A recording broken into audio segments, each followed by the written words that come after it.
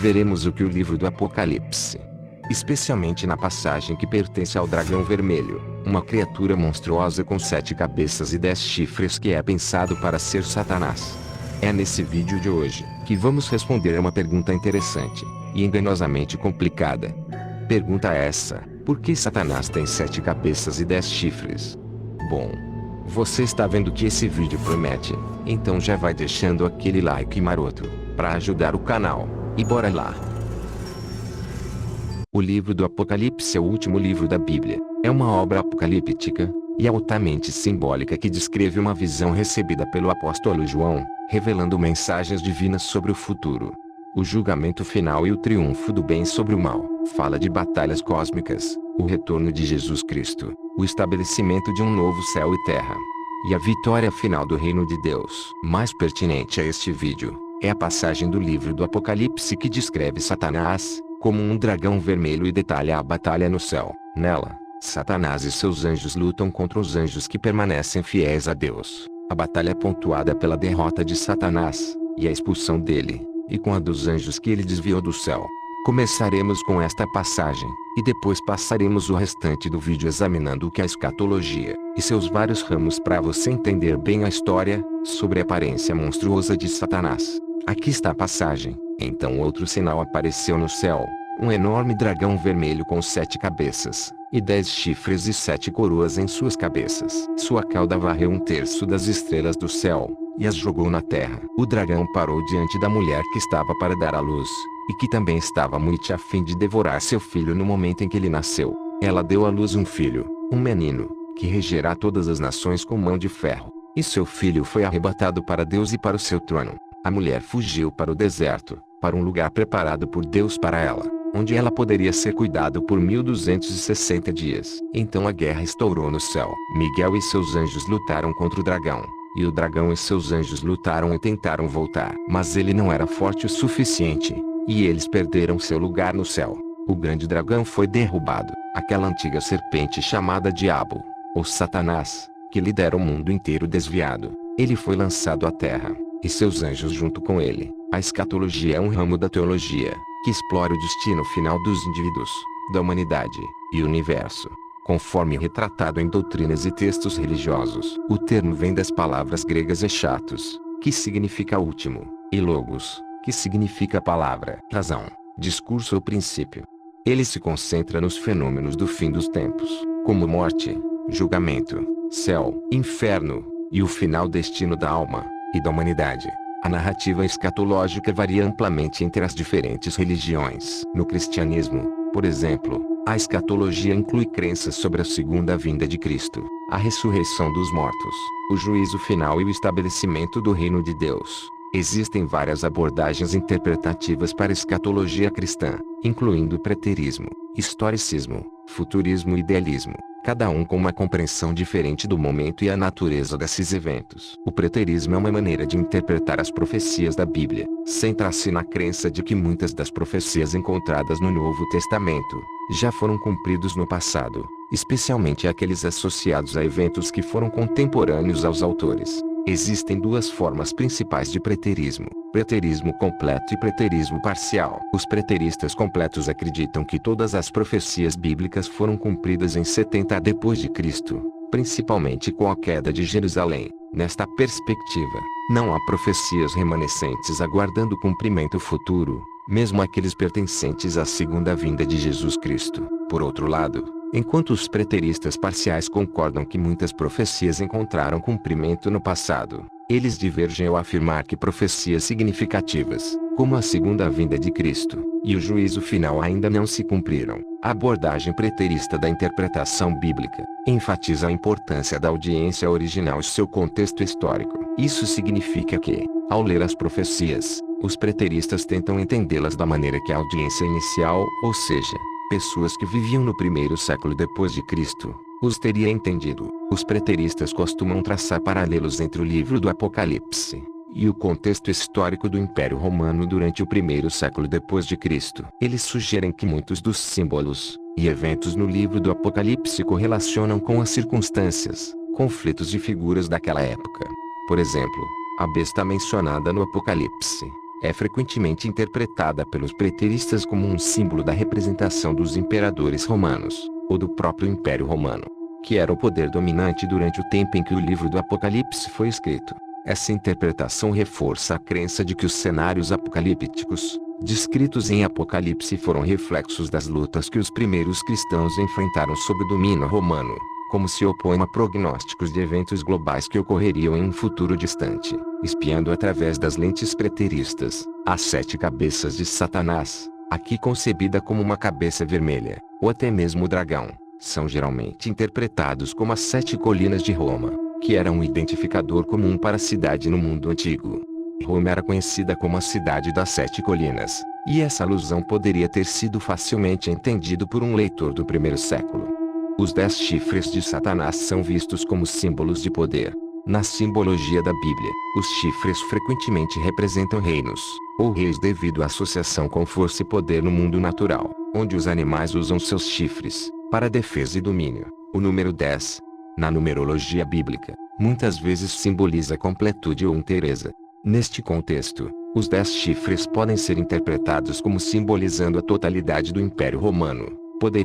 Possivelmente referindo-se à sua extensão geográfica completa, ou à sequência completa de seus imperadores.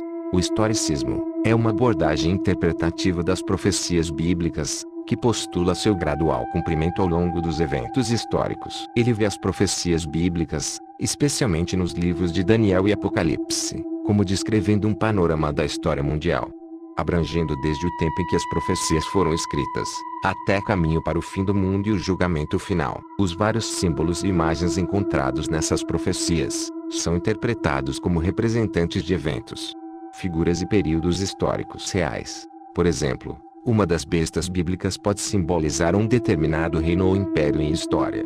À medida que a história se desenrola, a interpretação profética do historicismo pode mudar. Isso significa que uma profecia entendida de uma maneira no passado, pode ser interpretada de maneira diferente hoje, com base em eventos históricos recentes. Dito de forma simples, os historicistas leem as profecias da Bíblia como um roteiro da história, acreditando que essas profecias se cumprem progressivamente ao longo do tempo. Um exemplo moderno seria a interpretação sobre a profecia da marca da besta. Em Apocalipse 13 e 16 a 17, a besta força todas as pessoas a receberem uma marca na mão direita ou testa, sem a qual não podem comprar nem vender. Alguns historicistas, observando o surgimento da tecnologia digital e do rastreamento de dados, sugeriram que esta profecia pode estar se desdobrando na forma de tecnologia moderna, como implantes de microchips, ou sistemas de vigilância extensivos. Eles traçam paralelos entre a profecia e a crescente interconectividade global, economias e preocupações com privacidade e liberdade individual.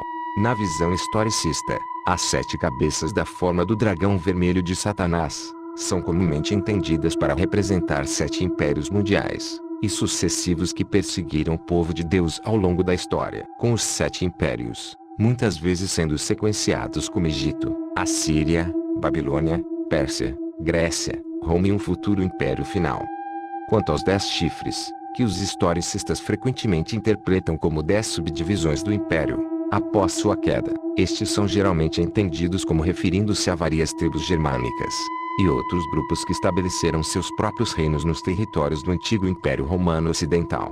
O futurismo vê a profecia bíblica, particularmente aquelas nos livros de Daniel e Apocalipse, como eventos que ocorrerão no futuro. Os futuristas acreditam que esses textos descrevem eventos futuros, como a tribulação, o anticristo, a segunda vinda de Cristo e o julgamento final. Essa abordagem normalmente afirma que a maior parte do Apocalipse, do capítulo 4 em diante, tem ainda a ser cumprido, o que significa que os proponentes dessa visão acreditam na grande batalha entre o bem e o mal, e o julgamento final ainda pairam no futuro. Na interpretação literal do futurismo, o grande dragão vermelho com 7 cabeças e 10 chifres é visto como uma representação de Satanás que se manifestará fisicamente no futuro. Esta forma bestial é vista como expressão da natureza monstruosa de Satanás, e sua intenção de devorar e destruir com as cabeças e chifres indicando seu domínio e poder destrutivo. Na interpretação simbólica, As 7 cabeças e os 10 chifres carregam profundo significado.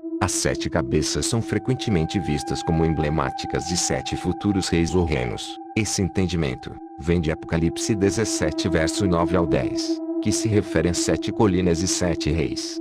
Tais referências sugerem a possibilidade de um ressurgimento do Império Romano, tradicionalmente identificada como a cidade assentada sobre 7 colinas. O ressurgimento do Império Romano refere-se à profecia de um futuro sistema político, ou potência mundial que tem semelhanças com o Império Romano histórico em sua extensão de autoridade e influência. Prevê-se que esta forma revivida do Império Romano desempenhe um papel fundamental nos eventos do fim dos tempos, como a ascensão do Anticristo e o tempo da tribulação. Da mesma forma, os 10 chifres são geralmente interpretados como representando 10 reinos ou soberanos futuros. Esta interpretação se alinha com a visão profética em Daniel 7:24 e é repetida em Apocalipse 17:12, onde está escrito sobre 10 governantes futuros que receberão um reino nos tempos vindouros. Dito de forma sucinta, enquanto uma interpretação literal vê o dragão vermelho como uma representação na forma monstruosa de Satanás, a interpretação metafórica atribui significados simbólicos às cabeças e chifres, relacionando-os com futuros reis e reinos no contexto da profecia do fim dos tempos. O idealismo é uma abordagem interpretativa da profecia bíblica, particularmente do livro do Apocalipse, que vê o texto como uma representação simbólica da batalha cósmica em curso entre o bem e o mal, ao invés de ver as profecias como ligadas a eventos históricos ou futuros específicos, como no preterismo, historicismo e futurismo. O idealismo vê as visões como verdades atemporais aplicáveis à vida de todas as pessoas em todas as épocas. As batalhas e triunfos alegóricos refletem as lutas espirituais na vida das pessoas e a vitória final de Deus sobre o mal, sem exigir uma correlação de um para um com eventos históricos ou futuros. De acordo com a interpretação idealista do livro do Apocalipse, a representação de Satanás como um dragão vermelho com 7 cabeças e 10 chifres é altamente simbólico e alegórico. As 7 cabeças significam a plenitude e a totalidade do domínio de Satanás, dado o simbolismo bíblico do número 7, representando perfeição ou completude. Os 10 chifres, da mesma forma, incorporam a abrangência do poder de Satanás, ilustrando sua pervasiva influência sobre reinos e governantes terrestres, com o número 10 servindo para significar uma plenitude de poder ou domínio. O número 7 é frequentemente associado à perfeição e completude no simbolismo bíblico, e esse entendimento vem de seu uso frequente na Bíblia. Por exemplo, a narrativa da criação de Gênesis no Antigo Testamento refere-se a Deus criando o mundo em 6 dias, e descansando no 7º, completando assim o ciclo de criação. Descansar no 7º dia foi posteriormente codificado na lei dada a Moisés como sábado, um dia de descanso e finalização no final de semana. O número 10 é frequentemente considerado um símbolo de completude ou inteireza devido ao seu uso em vários contextos significativos em toda a Bíblia. Acredita-se que indique um ciclo completo ou a conclusão do pedido. Na Bíblia, o número 10 é visto em uma infinidade de exemplos notáveis, que sugerem completude. Por exemplo, existem os 10 mandamentos, que representam a plenitude da lei de Deus dado à humanidade. E por hoje é isso. Não se esqueça de deixar o seu like, se inscreva no canal, e ative o sininho para o YouTube te avisar, ou aparece aqui no canal para ver se tem vídeo novo, porque nem sempre esse icono avisa. E eu vou ficando por aqui, até breve.